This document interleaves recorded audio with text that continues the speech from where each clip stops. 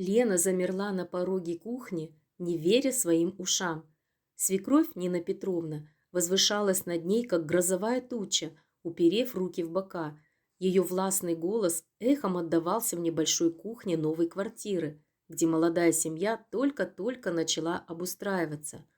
«Спокойно, только спокойно», – мысленно повторяла себе Лена, чувствуя, как внутри закипает возмущение. 3 года брака с Андреем научили ее многому, но такого открытого вызова она не ожидала. «Нина Петровна», – начала она максимально ровным тоном, – «мы с Андреем...» «При чем тут Андрей?» – перебила свекровь, взмахнув руками.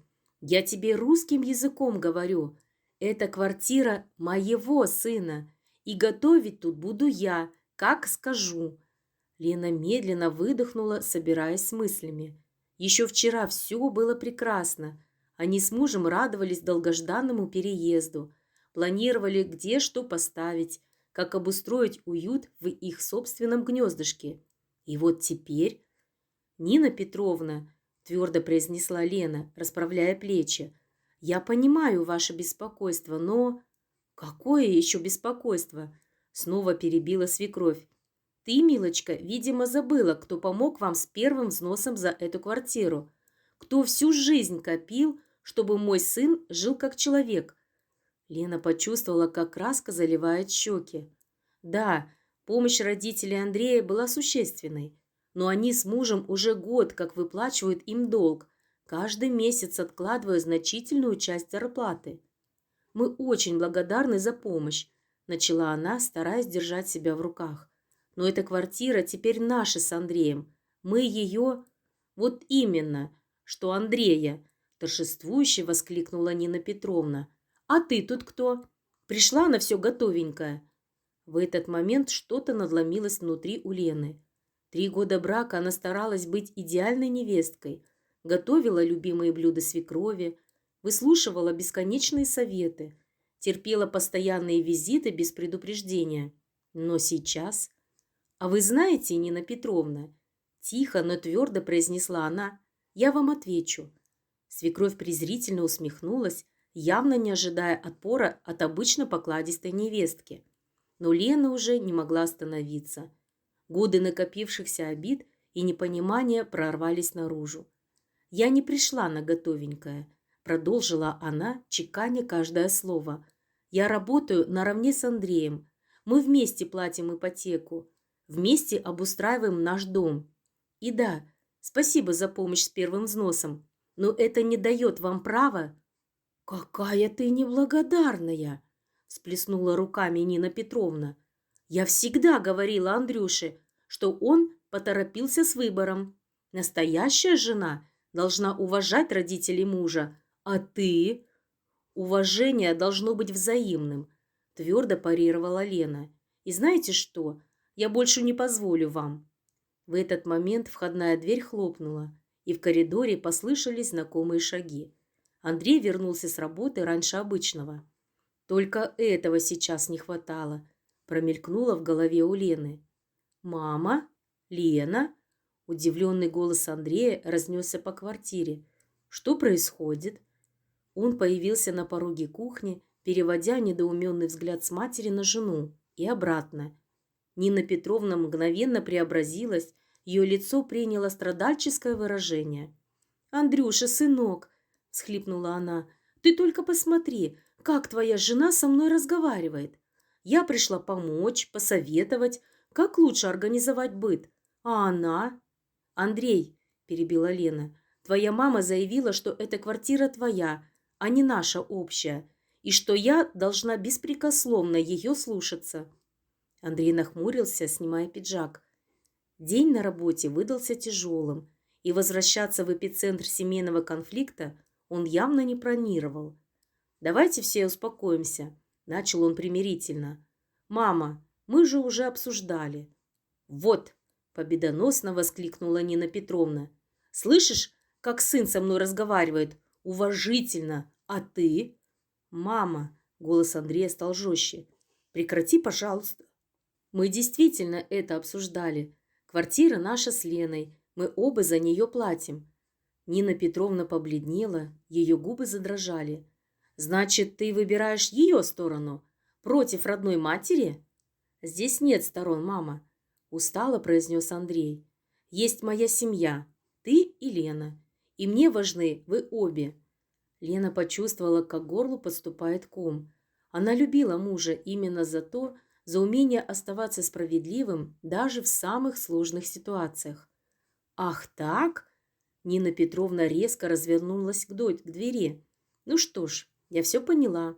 Можете не беспокоиться. Больше я сюда не приду». «Начинается», — подумала Лена. Она прекрасно знала этот прием свекрови. Демонстративные обиды, за которыми следовали недели молчания и упреков через родственников. «Мама, перестань!» Андрей преградил матери путь. «Давай поговорим спокойно. Присядь, пожалуйста». Нина Петровна колебалась. С одной стороны, ей хотелось эффектно хлопнуть дверью, с другой она понимала, что сын впервые проявил такую твердость. «Хорошо», — наконец процедила она, опускаясь на стул. «Говорите». Лена молча начала готовить чай. Как бы ни складывались отношения со свекровью, привычка сглаживать острые углы за чашкой горячего напитка въелась в нее с детства. «Мама», — Андрей присел напротив, — «мы очень ценим твою помощь и заботу, но ты должна понять, мы с Леной семья, равноправная семья». «Какое равноправие?» — фыркнула Нина Петровна. «Я тебя растила, воспитывала, ночей не спала. А она кто?» Лена со звоном поставила чашки на стол. Руки предательски дрожали. «Она моя жена, мама». В голосе Андрея зазвенел металл. «И я не позволю никому, даже тебе, ее обижать». Нина Петровна откинулась на спинку стула, словно получила удар. На ее лице отразилось искреннее недоумение. «Обижать? Я? Да я только добра вам желаю. Думаешь, мне нравится смотреть, как вы тут все неправильно делаете?» «А что конкретно неправильно?» – спросила Лена, садясь за стол. «Давайте, наконец, поговорим на чистоту». «Все!» – выпалила свекровь. «Шторы эти нелепые повесили, мебель неправильно расставили. Готовишь ты не так, как Андрюша привык, да и вообще». «Мама», – перебил Андрей, – «я сам выбирал шторы, и мебель мы расставляли вместе, а Ленина еда мне очень нравится». Нина Петровна поджала губы, явно не ожидав такого предательства от сына. «Знаешь, сынок», — голос Нины Петровны стал вкрадчивым, «когда-нибудь ты поймешь, что мать плохого не посоветует. Вот у нас с твоим отцом...» «У вас с папой была своя жизнь», — мягко сказал Андрей, «а у нас с Леной своя. Времена изменились, мама». «Времена?» — всплеснула руками свекровь. «При чем тут времена? Уважение к старшим, традиции семьи – это вечные ценности». Лена сделала глоток чая, собираясь с мыслями. Нужно было что-то менять в этой ситуации, иначе конфликты будут повторяться снова и снова. «Нина Петровна», – начала она, стараясь говорить как можно мягче, – «давайте попробуем найти компромисс». Свекровь насторожилась, но промолчала, ожидая продолжения. «Вы и правы насчет уважения к старшим», – продолжила Лена. «Но уважение не означает слепое подчинение. Мы с Андреем взрослые люди. У нас своя семья, свои представления о том, как жить». «Вот именно, что представления», – не выдержала Нина Петровна. «Неопытные вы еще, жизни не знаете». «Мама», – вздохнул Андрей, – «мне 32 года, Лене 29. Мы оба состоявшиеся специалисты. У нас хорошая работа». «И что?» – перебила мать. «Думаешь, этого достаточно для семейной жизни? Опыт поколений ничего не значит?» «Значит», – твердо сказала Лена, – «но мы хотим учиться на собственном опыте, даже если будем совершать ошибки». Нина Петровна покачала головой, словно услышала величайшую глупость. «Вот в этом вся проблема современной молодежи», – начала она нравоучительным тоном. «Все хотите сами, все по-своему. А потом что? Разводы, разбитые семьи». «Мама», – резко оборвал ее Андрей, – «хватит. Мы не будем обсуждать чьи-то разводы. Давай вернемся к главному. Это наша с Леной квартира, и мы сами решаем, как в ней жить. Значит, матери теперь и зайти нельзя? Мгновенно среагировала Нина Петровна, готовая расплакаться. Можно, спокойно ответила Лена, но по предварительной договоренности и без попыток установить здесь свои порядки. Свекровь открыла рот, собираясь возразить, но вдруг замолчала, увидев решительное выражение лица сына. «Неужели начинает понимать?» — с надеждой подумала Лена. Тишина, повисшая на кухне, казалась почти осязаемой. Нина Петровна медленно помешивала чай, избегая смотреть на сына и невестку. Ее плечи поникли, словно из нее выпустили весь дух. «Знаете», — наконец произнесла она непривычно тихим голосом, «я ведь правда хочу как лучше. Просто страшно мне за вас». Андрей удивленно посмотрел на мать. За всю жизнь он редко слышал от нее подобные признания. «Чего страшно, мам?» «Всего», — вздохнула Нина Петровна. «Времена сейчас непростые, цены растут, работу потерять можно, а вы молодые и горячие, вдруг что не так сделаете?» Лена почувствовала, как внутри что-то дрогнуло. За властностью и желанием контролировать скрывался обычный материнский страх. «Нина Петровна», — мягко начала Лена, — «мы понимаем ваше беспокойство, правда понимаем, но вы же вырастили замечательного сына, умного, ответственного, надежного. Неужели не верите, что он способен принимать правильные решения?» Свекровь подняла глаза, в которых блеснули слезы. «Верю, конечно, но ведь я мать. Как же я могу не переживать?» «Никто не просит вас не переживать», — сказал Андрей, накрывая ладонью руку матери. «Просто доверься нам немного. Дай нам право на собственные решения. И на ошибки тоже», — добавила Лена. «Ведь только так можно чему-то научиться». Нина Петровна долго молчала, рассматривая узор на чашке. Впервые за весь разговор ее лицо утратило воинственное выражение. «Знаете», — наконец произнесла она, — «когда мы с вашим отцом только поженились, его мать тоже пыталась нами командовать. Я тогда так злилась». Она невесело усмехнулась, погрузившись в воспоминания. «А теперь сама делаю то же самое», — закончила она со вздохом. «Видимо, это какой-то замкнутый круг, который мы можем разорвать», — осторожно предложила Лена, — «если захотим». «И как же?» В голосе свекрови впервые за весь разговор появились нотки искреннего интереса. «Давайте договоримся». Лена собралась с духом. «Вы всегда желанный гость в нашем доме. Мы будем рады вашим советам, но право принимать окончательное решение останется за нами. Как вам такой вариант?» Андрей благодарно сжал руку жены под столом. Нина Петровна задумчиво покачала головой. «Легко сказать, договоримся. А как же традиции, жизненный опыт?» «Мама», — мягко произнес Андрей, — «твой опыт бесценен, но пойми, мы живем в другое время, с другими возможностями и проблемами. Нам нужно найти свой путь. А если этот путь приведет в тупик?» В глазах свекрови мелькнул страх. «Тогда мы первым делом придем к тебе за советом», — уверенно сказал сын, «потому что будем знать, ты поддержишь, а не осудишь». Лена с удивлением заметила, как дрогнули губы Нины Петровны. Впервые за 3 года она увидела в своей властной свекрови просто женщину, которая беспокоится о самых близких людях. «Знаете что?» – неожиданно произнесла Нина Петровна. «А ведь я действительно перегнула палку. И не только сегодня». Это признание далось ей нелегко. Было видно по побелевшим пальцам, стиснувшим чашку. «Просто...» – она запнулась, подбирая слова.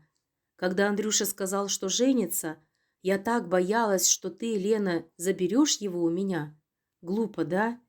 «Не глупо», – тихо ответила Лена. «Естественно. Но ведь никто никого не забирает. Семья просто становится больше».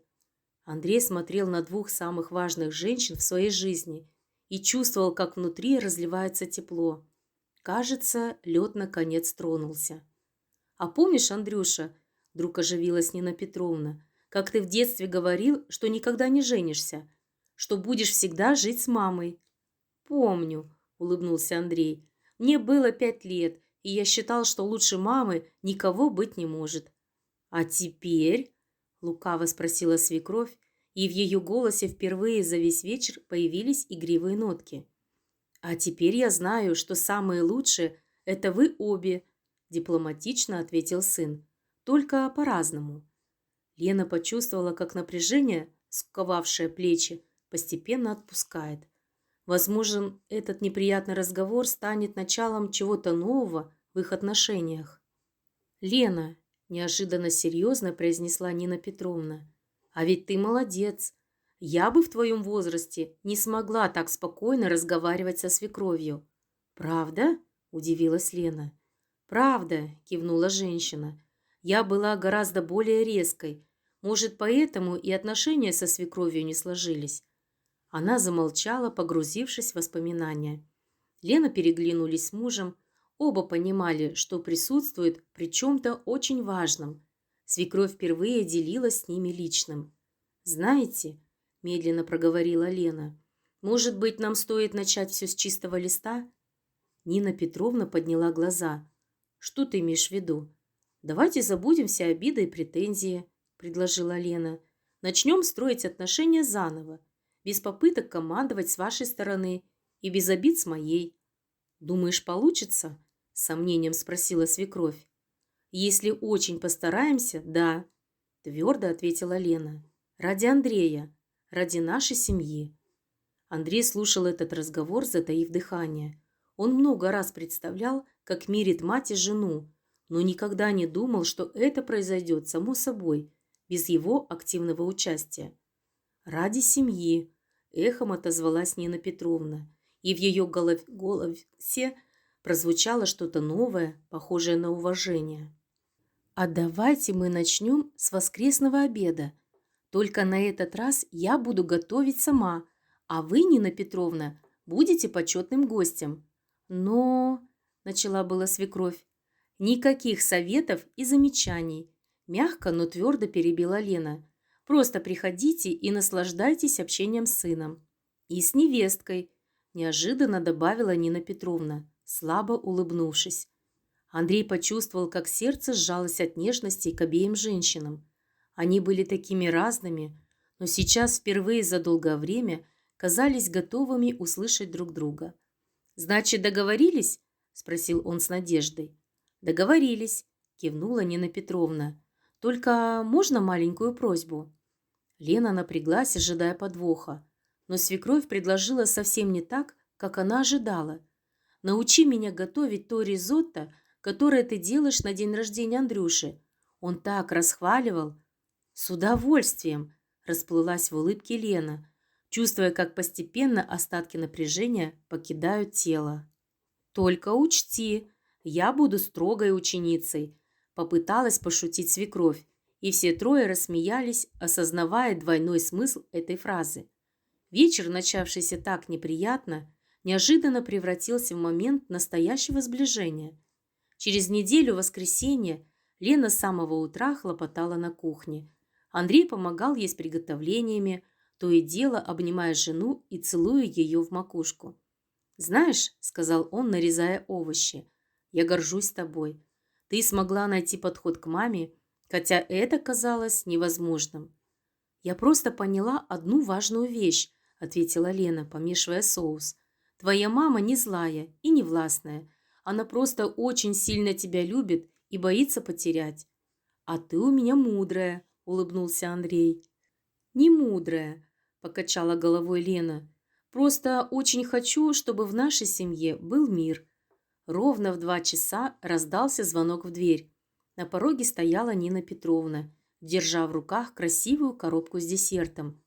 «Я помню, никаких советов по готовке», – улыбнулась она. «Но десерт-то можно?» «Конечно», – обрадовалась Лена. «Проходите. Мы как раз заканчиваем». Свекровь огляделась по сторонам, явно борясь с желанием прокомментировать расстановку мебели, но сдержалась. Только улыбнулась, заметив новые занавески в гостиной. «Красиво у вас», – сказала она. «По-своему, но красиво». Лена с Андреем переглянулись. Это была их маленькая победа. За обедом разговор тек легко и непринужденно. Нина Петровна рассказывала истории с детства Андрея, Лена делилась планами по обустройству балкона, а Андрей просто наслаждался атмосферой. «Вкусно!» – искренне похвалила свекровь, попробовав главное блюдо. «Совсем по-другому, чем я привыкла готовить, но очень вкусно». «Правда?» – просияла Лена. «Я немного переживала». «Не нужно переживать», – мягко сказала Нина Петровна. «У каждой хозяйки свои секреты. Я вот думаю, может, нам устроить такие обеды по очереди? В следующий раз вы у меня». Лена почувствовала, как к горлу подступил комок. Это предложение значило гораздо больше, чем просто приглашение на обед. Это было признание ее как равной, как части семьи. «С удовольствием», – ответила она, справившись с эмоциями. «Только давайте договоримся. Никаких соревнований в готовке, просто семейные встречи». «Договорились», – кивнула свекровь. «Знаешь, Лена, я ведь только сейчас поняла, чем больше я пыталась контролировать, тем дальше отталкивала вас обеих». Андрей положил руку на плечо матери. «Главное, что ты это поняла, мам. Остальное наладится». После обеда они пили чай с тортом, который принесла Нина Петровна. Разговор незаметно перешел на семейные истории. «А знаешь, Лена, — вдруг сказала свекровь, — ведь я тоже когда-то была невесткой и тоже пыталась доказать свекрови, что достойна ее сына». «И как это было?» – заинтересовалась Лена. «Трудно», – вздохнула Нина Петровна. «Может, поэтому я и стала такой требовательной. Боялась, что ты повторишь мои ошибки». «Какие ошибки, мам?» – спросил Андрей, никогда раньше не слышавший об этом. «Я была слишком гордой», – призналась Нина Петровна. «Все делала наперекор свекрови, даже если она была права. В итоге отношения так и не наладились до самого конца». Она помолчала, вспоминая прошлое. Когда она заболела, было уже поздно что-то менять. Столько лет потеряно из-за глупой гордости. Голос свекрови дрогнул. «Поэтому я и вмешиваюсь постоянно. Хочу уберечь вас от своих ошибок». Лена осторожно накрыла руку свекрови своей. «Спасибо, что рассказали. Теперь я лучше понимаю». Нина Петровна благодарно сжала ее пальцы. «Знаете что?» – вдруг оживилась Лена. «У меня есть идея. Давайте создадим свои собственные семейные традиции. Не те, что достались нам от прошлых поколений, а наши, новые». «Какие, например?» – заинтересовалась Нина Петровна. «Ну, например, эти воскресные обеды или совместные праздники, где каждый привносит что-то свое, без правил и обязательств, просто потому, что нам хорошо вместе». Андрей смотрел на жену с восхищением. Она нашла идеальный способ объединить прошлое и настоящее, не отвергая ни то, ни другое. «А знаете, — задумчиво произнесла Нина Петровна, — это действительно отличная идея. Когда следуешь традициям просто потому, что так надо, теряешь самое главное – радость от общения». «Именно, — подхватила Лена, — и каждый праздник можно делать особенным, не таким, как у всех. Начнем с Нового года, — предложил Андрей. До него еще далеко, но можно уже планировать. А давайте, — оживилась Нина Петровна, — я могу испечь свой фирменный пирог. А я приготовлю что-нибудь необычное, — подхватила Лена. И никаких споров о том, чье блюдо главнее. И еще, — добавила Нина Петровна после паузы, — я хочу извиниться за сегодняшнее утро, за все предыдущие попытки командовать. Я правда не со зла».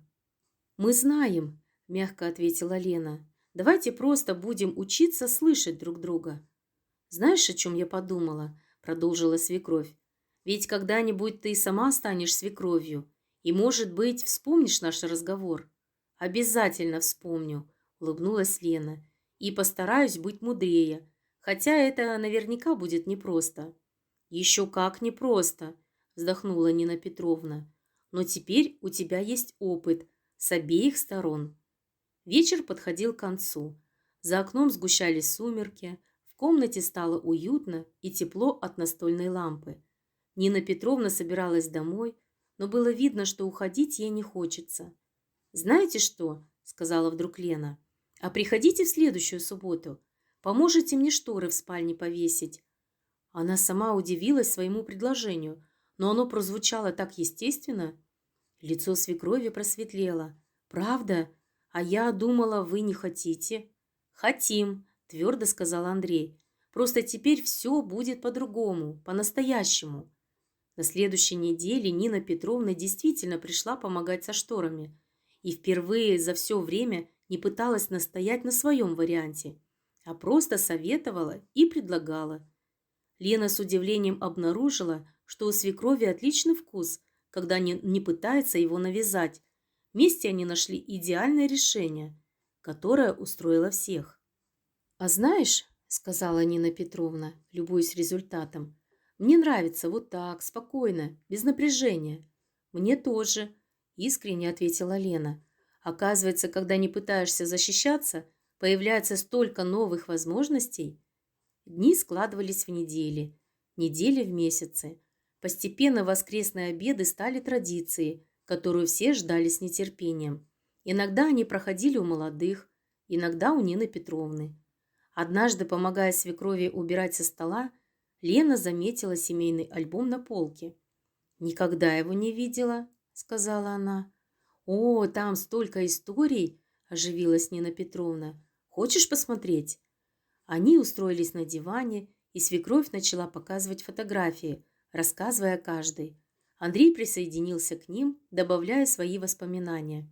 «А вот тут Андрюше 5 лет», – показывала Нина Петровна. «Помнишь, сынок, как ты тогда решил стать поваром?» «Помню», – рассмеялся Андрей. «Целую неделю готовил всем воображаемые блюда из песка и листьев. И заставлял нас это пробовать», – добавила мать. «А мы с отцом делали вид, что это невероятно вкусно». Лена смотрела на пожелтевшие фотографии, на счастливые лица и чувствовала, как растет внутри тепло. И эта семья постепенно становилась и ее семьей тоже. «А знаешь, Лена, — вдруг сказала Нина Петровна, перевернув очередную страницу альбома, — я ведь долго боялась показывать тебе эти фотографии». «Почему?» – удивилась Лена. «Думала, ты сочтешь это навязчивостью или решишь, что я пытаюсь давить на жалость, показывая, как растила Андрея. А теперь? А теперь понимаю, как глупо было прятать часть семейной истории. Ведь она теперь и твоя тоже». Лена почувствовала, как глазам подступают слезы. «Кстати, — спохватилась вдруг Нина Петровна, — а где ваши свадебные фотографии? Нужно обязательно добавить их в альбом». «Правда?» – обрадовалась Лена. «Мы как раз недавно разбирали». «Конечно!» – уверенно сказала свекровь. «Это ведь тоже часть нашей общей истории». Андрей молча наблюдал за этой сценой, чувствуя, как что-то важное происходит между двумя главными женщинами его жизни. «Сейчас принесу». Лена поспешила в спальню за фотографиями. Рассматривая свадебные снимки, Нина Петровна вдруг замерла над одним из них. «Помню этот момент. Я тогда так волновалась, все пыталась контролировать каждую мелочь на свадьбе, а вы просто светились от счастья и, кажется, даже не замечали моей суеты». «Мы замечали», – мягко сказал Андрей. «Просто понимали, что ты делаешь это от любви». «От любви, которая душит», – покачала головой Нина Петровна. «Как хорошо, что мы смогли это изменить». Лена осторожно взяла свекровь за руку. Главное, что смогли. Новый год они решили встречать вместе. Нина Петровна пришла задолго до праздника, помогала накрывать на стол, но ни разу не сделала замечания по поводу того, как Лена готовит или сервирует блюда. «Знаешь, — сказала она, глядя, как невестка колдует над праздничным салатом, — я только сейчас поняла, как это приятно, просто наблюдать, не пытаясь все контролировать. А мне приятно не бояться критики», – улыбнулась Лена. «Помните, как в первый год я все время ждала замечаний?» «Помню», – вздохнула свекровь. «Прости меня за это». За праздничным столом они вспоминали прошедший год, строили планы на будущее. Нина Петровна рассказывала семейные истории, но теперь они звучали не как нравоучения, а как теплые воспоминания. «А помнишь, Андрюша, как ты в детстве загадывал желание стать волшебником?» чтобы превращать твою строгость в доброту?» – пошутил сын. «Выходит, желание сбылось», – улыбнулась Нина Петровна, глядя на Лену. «Только волшебником оказалась твоя жена». Лена смутилась. «Это мы все вместе постарались». После праздника в жизнь вошла в новое русло. Теперь Нина Петровна звонила перед тем, как прийти, советовалась, а не указывала, и все чаще стала приходить в гости без особого повода. Однажды вечером, когда они втроем пили чай, свекровь неожиданно сказала: «Знаете, я ведь теперь по-другому смотрю на свою жизнь». «В каком смысле?» – спросил Андрей. «Раньше мне казалось, что моя главная задача – контролировать и направлять.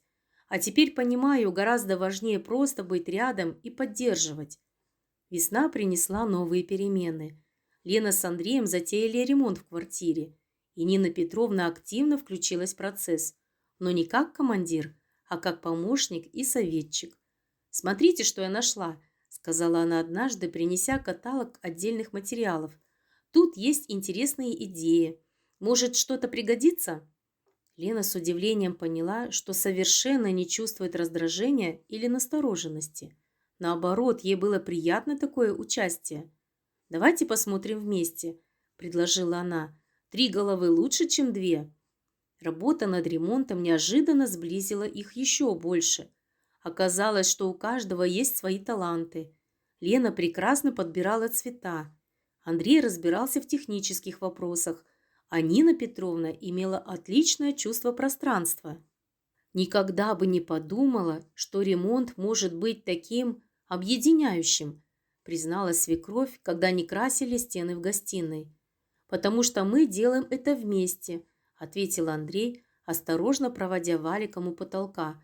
«И никто не пытается доказать, что его мнение единственное верное», добавила Лена. К лету квартира преобразилась. Светлые стены, новая мебель, уютные детали интерьера – все дышало гармонией и спокойствием. «Как будто новая жизнь началась», – сказала Нина Петровна, оглядывая результат их совместных трудов. «Она и началась», – ответила Лена. «Помните, как все начиналось? С той ссоры на кухне?» «Помню», – покачала головой свекровь. «Как же хорошо, что мы смогли преодолеть это». «Потому что захотели», – просто сказал Андрей, обнимая обеих женщин за плечи. Однажды, разбирая старые вещи, Лена нашла записную книжку свекрови, забытую после одного из визитов. Открыв ее, она увидела запись. «Сегодня впервые почувствовала себя не свекровью, а просто мамой. Для обоих. Как же долго я шла к этому». Лена осторожно закрыла книжку, растроганная этой искренней записью. Вечером она рассказала об этом Андрею. «Знаешь, — сказал он, — мама действительно изменилась. И ты тоже. Вы обе стали мудрее». На следующий день Лена вернула записную книжку свекрови. Нина Петровна смутилась. «Ты, наверное, прочитала? Не сердишься?» «За что?» – удивилась Лена. «За то, что вы открыли свое сердце? Наоборот, я тронута». Они сидели на кухне, пили чай и впервые говорили так откровенно. «Знаешь, — призналась свекровь, — я ведь всегда мечтала о дочери. И теперь понимаю, она у меня есть, просто пришла другим путем». Лена почувствовала, как к горлу подступает комок. Осень принесла новые заботы. Андрей получил повышение на работе и теперь проводил больше времени в офисе. Лена и Нина Петровна стали чаще видеться вдвоем. «Не переживай за него так», — говорила свекровь, заметив тревогу в глазах невестки. «Он сильный, справится». «Я знаю», — вздыхала Лена, — «просто волнуюсь, что он устает». «Давай устроим его сюрприз», — предложила вдруг Нина Петровна. «Приготовим вместе его любимые блюда». И они провели целый день на кухне, делясь рецептами и историями, совершенно забыв о былых разногласиях. Вечером, когда Андрей вернулся домой, он застал удивительную картину. Жена и мать о чем-то оживленно беседовали, накрывая на стол. «Что это вы тут затеяли?» – улыбнулся он. «Решили порадовать тебя», – ответила Лена. «И напомнить, что дома тебя всегда ждут», – добавила мать. Андрей оглядел накрытый стол, любимые блюда, приготовленные в 4 руки, и почувствовал, как усталость отступает, Здесь, в кругу самых близких людей, было его настоящее счастье. «Знаете, о чем я думаю?» – сказал Андрей за ужином. «О том, как изменилась наша жизнь за этот год». «В каком смысле?» – спросила Лена. «Год назад мы не могли представить, что будет вот так вот сидеть вместе, спокойно разговаривать, радоваться общению». Нина Петровна задумчиво покачала головой. «Просто мы все повзрослели, особенно я». «Не повзрослели», – возразила Лена, – «а научились слышать друг друга». Приближался Новый год, и они снова готовились встречать его вместе. Но теперь это было не вынужденное решение, а искреннее желание всех троих. «Помните прошлый праздник?» – спросила Нина Петровна, помогая развешивать гирлянды. «Как я боялась сказать что-то не так, сделать что-то не то». «А теперь?» – улыбнулась Лена. «А теперь я просто радуюсь, что мы вместе», – просто ответила свекровь. «И знаете, это намного лучше». В предновогодней суете они вдруг обнаружили, что стали настоящей семьей, без ролей свекровь и невестка, без борьбы за влияние и территорию. «Я тут подумала», – сказала как-то Нина Петровна, – «может, нам устроить семейную фотосессию на память?» «Отличная идея», – обрадовалась Лена. «Добавим новые фотографии в тот самый альбом». «Да», – кивнула свекровь, – «пусть там будет не только прошлое, но и настоящее, и будущее». Фотосессию назначили на выходные. Они выбрали уютную студию, нарядно оделись и провели несколько часов перед камерой. «Как же здорово получилось!» – восхищалась Лена, просматривая снимки. «Особенно там, где мы все смеемся». «Потому что смех настоящий», – заметила Нина Петровна, – «непостановочный». «Как и наши отношения теперь», – добавил Андрей, обнимая обеих. И все трое поняли, это действительно так. Жизнь текла своим чередом. Были и обычные дни, и праздники, и маленькие семейные радости. Нина Петровна научилась уважать границы молодой семьи, а Лена больше не воспринимала советы свекрови как попытку давления. «Знаешь, что самое удивительное?» – сказала однажды Лена мужу. «Я теперь не просто терплю присутствие твоей мамы, а действительно жду встреч с ней». «Потому что вы обе изменились», – улыбнулся Андрей, – «и продолжаете меняться». Весной они решили вместе заняться дачным участком Нины Петровны. И снова работа превратилась в удовольствие. Они планировали грядки, выбирали саженцы, обсуждали дизайн клумб.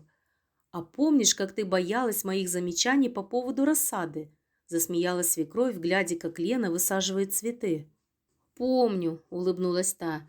«А теперь мы вместе учимся садоводству. И, кажется, у нас неплохо получается», – подмигнула Нина Петровна.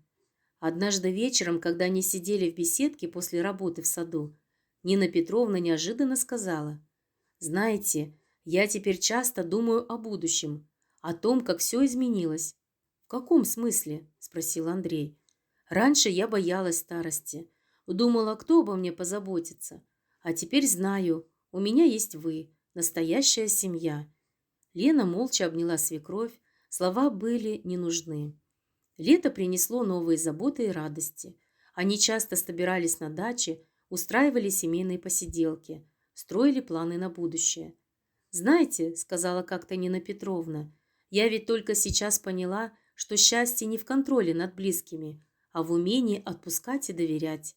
«А я поняла, — отозвалась Лена, — что иногда нужно просто сделать шаг навстречу, даже если страшно. И я горжусь вами обеими, — добавил Андрей. К концу лета их отношения окрепли настолько, что они могли откровенно говорить обо всем, даже о том первом конфликте, с которого все начиналось. «Помните тот день, — спросила Нина Петровна, — когда я пришла командовать на вашей кухне?» «Помню, — кивнула Лена. И знаете что? Я благодарна тому дню. Он заставил нас всех измениться. К лучшему, — добавил Андрей, хотя тогда казалось, что хуже быть не может». Осень раскрасила сад в яркие цвета. Они собирали урожай, закатывали банки с соленьями, и каждый вечер превращался в маленький семейный праздник. Никогда не думала, что буду с таким удовольствием учиться готовить у невестки, призналась как-то Нина Петровна. «А я не думала, что буду с радостью перенимать опыт у свекрови», – отозвалась Лена. Они переглянулись и рассмеялись. Прошлое казалось таким далеким. В один из вечеров, когда они втроем сидели в гостиной, Нина Петровна достала старую шкатулку. «Хочу показать вам кое-что. Это семейные украшения. Я берегла их для будущей жены Андрея. То есть для тебя, Лена». «Но почему раньше?» – начала была Лена. «Потому что раньше я не была уверена, что ты оценишь. А теперь знаю, ты поймешь их предназначение». Лена осторожно взяла в руки старинную брошь. «Эту брошь моя свекровь передала мне, когда, наконец, приняла как дочь», – тихо сказала Нина Петровна. «Я тогда не поняла всей важности этого жеста. А теперь...» Она замолчала, глядя, как в глазах невестки блестят слезы. «Спасибо», – прошептала Лена. «Это так много значит». Андрей смотрел на них, и его сердце переполняло любовь к этим двум женщинам, сумевшим преодолеть все преграды. Приближалась годовщина того памятного дня, когда все изменилось. Они решили отметить его по-особенному. «Давайте устроим семейный ужин», – предложила Лена. «Прямо здесь, на той кухне. И приготовим его вместе», – подхватила Нина Петровна. «Как символ того, что мы научились не делить территорию, а делить радость». «И любовь», – добавил Андрей, глядя на них с нежностью. В день годовщины они собрались на кухне. Та же обстановка, те же люди. Но все было совершенно иначе. «Не могу поверить, что год назад я стояла здесь и кричала о своих правах», – покачала головой Нина Петровна. «А я не могу поверить, что боялась вам возразить», – улыбнулась Лена. «Главное, что мы смогли пройти этот путь», – сказал Андрей, – «от конфликта к пониманию». За праздничным столом они вспоминали события прошедшего года, первые шаги навстречу друг другу, моменты откровений, маленькие победы над собой. «Знаете, что я поняла?» – сказала Нина Петровна, «что любовь к сыну не измеряется тем, насколько сильно ты контролируешь его жизнь». «А я поняла», – добавила Лена, «что мудрость не в том, чтобы всегда настоять на своем, а в том, чтобы найти общий путь». «А помните, как все начиналось?» – спросил Андрей. «Это квартира моего сына, так что слушайся меня без разговоров». Все трое рассмеялись. Теперь эта фраза звучала как давняя шутка, хотя год назад казалась началом непреодолимого конфликта. «Теперь это наш общий дом», – сказала Нина Петровна, «где всегда есть место для любви и понимания. И для новых традиций», – добавила Лена, разливая чай. Вечер затягивался, но никому не захотелось расходиться. Они говорили о будущем, строили планы, мечтали. «Знаете, о чем я думаю?» – вдруг сказала Нина Петровна. «О том, как удивительно устроена жизнь. Иногда нужно серьезный конфликт, чтобы понять самое главное». «Что именно?» – спросила Лена. «Что настоящая семья – это не власть и подчинение, а любовь и поддержка». Андрей молча сжал руки обеих женщин. Поздно вечером, провожая Нину Петровну домой, они договорились сделать такие встречи традицией, отмечать не только праздники, но и день их семейного примирения. «Кто бы мог подумать год назад, что все так изменится», – сказала Лена, обнимая свекровь на прощание. «Просто мы все выросли», – ответила Нина Петровна. «Особенно я. И знаете что? Я счастлива, что у меня такая семья». Засыпая той ночью, Лена думала о том удивительном пути, который они прошли за этот год. От конфликта к пониманию, от недоверия к любви, от борьбы за территорию к созданию общего пространства счастья. Теперь она точно знала, нет плохих свекровей и плохих невесток. Есть только люди, которым нужно научиться слышать и понимать друг друга. И если набраться терпения и мудрости, даже самый сложный конфликт может стать началом крепкой и счастливой семьи. Перед сном она написала в своем дневнике: «Год назад я услышала фразу, которая могла разрушить нашу семью. Это квартира моего сына, так что слушайся меня без разговоров». Но вместо разрушения эти слова стали фундаментом для построения чего-то нового и прекрасного. Теперь я знаю, иногда нужно просто сделать шаг навстречу, и тогда чудеса случаются. 5 лет спустя. Теплый весенний вечер окутал квартиру мягким светом заходящего солнца. Лена стояла у окна, рассеянно поглаживая округлившийся живот. Через несколько месяцев их семья станет больше, и эта мысль наполняла ее трепетом и волнением. «О чем задумалась?» – раздался за спиной голос Нины Петровны. Свекровь приехала помочь с приготовлениями к появлению малыша. Но теперь это не вызывало у Лены ни раздражения, ни протеста. За прошедшие годы они научились ценить заботу друг о друге. «Вспоминаю наш первый конфликт», – улыбнулась Лена. «Помните, это квартира моего сына?» «Ох, не напоминай», – рассмеялась Нина Петровна. «Как же я была не права тогда!» «А знаете, что самое удивительное?» – продолжила Лена, просаживаясь в кресло. «Тот конфликт сделал нас настоящей семьей». Нина Петровна присела рядом, заботливо поправляя плед на коленях невестки. «Ты даже не представляешь, как я благодарна тебе за то, что ты не сдалась тогда, не ушла, а нашла в себе силы бороться за наши отношения. Мы все боролись», – отозвалась Лена, – «и все победили». В комнату вошел Андрей, неся поднос с чаем. «О чем это вы?»